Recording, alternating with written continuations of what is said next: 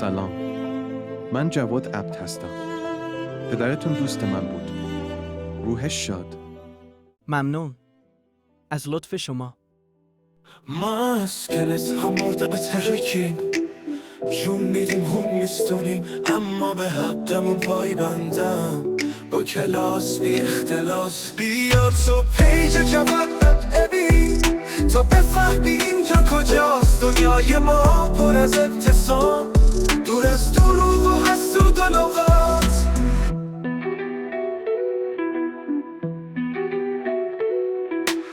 هر که ما را نادیده گرفت، روزی میاد که شعرمون شنید. شاید بگن دیوونه ایم، ولی ما رویاها رو به چنگ گرفتیم.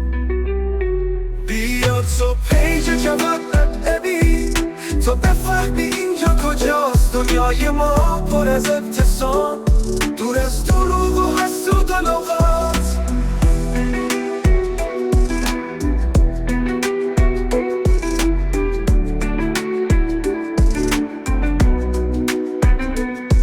که ما را نادیده گرفت، روزی میاد که شعرمون شنید. شاید بگن دیوونه ایم، ولی ما رویاها رو به چنگ گرفتیم.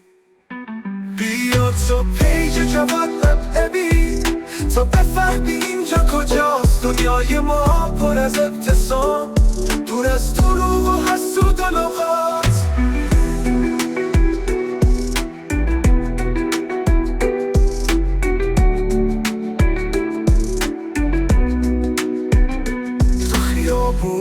ترانه هامون زیر هر بارون عشقمون، با سر بالا پیش میریم، زندگی رو قهرمانانه میبینیم. بیا تو پیج جواد ابی، تا بفهمی اینجا کجاست. دنیای ما پر از ابتسام، دور از دروغ و حسود و لغات.